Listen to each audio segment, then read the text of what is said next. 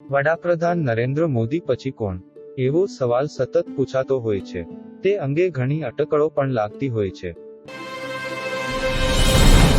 વડાપ્રધાન નરેન્દ્ર મોદી પછી કોણ? એવો સવાલ સતત પૂછાતો હોય છે. તે અંગે ઘણી અટકળો પણ લાગતી હોય છે. મોટાભાગના લોકો કહે છે કે કેન્દ્રીય ગૃહપ્રધાન તેમની સાથે 30 વર્ષોથી વધુ સમયથી છે. એટલે તેમના વારસદાર તો અમિત શાહ જ છે. તેમના પછી ભાજપમાંથી વડાપ્રધાન જો કોઈ બને તો તે અમિત શાહ જ હશે. જો કે, બીજી બાજુ ઉત્તર પ્રદેશના સીએમ યોગી આદિત્યનાથને પણ તેમના વારસદાર એટલે કે ભાજપના આગામી વડાપ્રધાન તરીકે પ્રોજેક્ટ કરવામાં આવે છે. તો ખરેખર વડાપ્રધાન નરેન્દ્ર મોદીના વારસદાર કોણ હશે? તમને એ તો ખબર જ છે કે તેમણે લગ્ન કર્યા હતા અને જશોદાબેન તેમના પત્ની હયાત છે. એટલે જો સંપત્તિની વાત કરીએ તો તેના હકદાર તરીકે તો જશોદાબેન છે. તેમને કોઈ સંતાન નથી. તેમના ભાઈઓ જરૂર છે, પરંતુ તે તમામે તમામ સક્ષમ છે. જો કે, તેમની રાજકીય સંપદાની વાત કરીએ તો તે કઈ વ્યક્તિ હશે તે અટકળનો જ વિષય છે. પરંતુ નરેન્દ્ર મોદી જેવા ચતુર રાજનેતા કોઈ કાળે પોતાના વારસદારનું નામ જાહેર નહીં કરે. કારણ કે તેઓ પોતે જ રાજકારણમાં પરિવારવાદના સખત ટીકાકાર રહ્યા છે.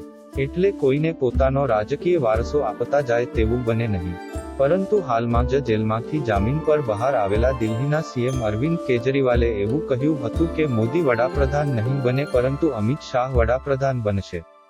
કારણ કે નરેન્દ્ર મોદી ટૂંક સમયમાં 75 વર્ષના થઈ જશે અને ભાજપના નિયમ મુજબ તેમણે નિવૃત્તિ લેવી પડશે. આ વાત કદાચ લોકો સુધી ચર્ચામાં પહોંચી ગઈ તેમ લાગે છે. કારણ કે વડાપ્રધાને પોતાના વારસદાર અંગે નિવેદન આપવું પડે તે મોટો સંકેત આપે છે. આ અગાઉ અમિત શાહ તો પ્રેસ કોન્ફરન્સ કરીને જાહેર કરવું પડ્યું હતું કે વડાપ્રધાન તો નરેન્દ્ર મોદી જ રહેશે. તેઓ 2024 જ નહીં પરંતુ 2029માં પણ વડાપ્રધાન બનશે. આ બધી ઘટનાઓ પછી વડાપ્રધાન નરેન્દ્ર મોદીના વારસદાર અંગે સતત મીડિયામાં ચર્ચા હતી. જો કે, નરેન્દ્ર મોદીએ કોઈ ફોડ પાડ્યો ન હતો. પરંતુ મંગળવારે બિહારમાં એક જાહેરસભામાં બોલતા તેમણે કેજરીવાલને જાણે જવાબ આપ્યો હતો.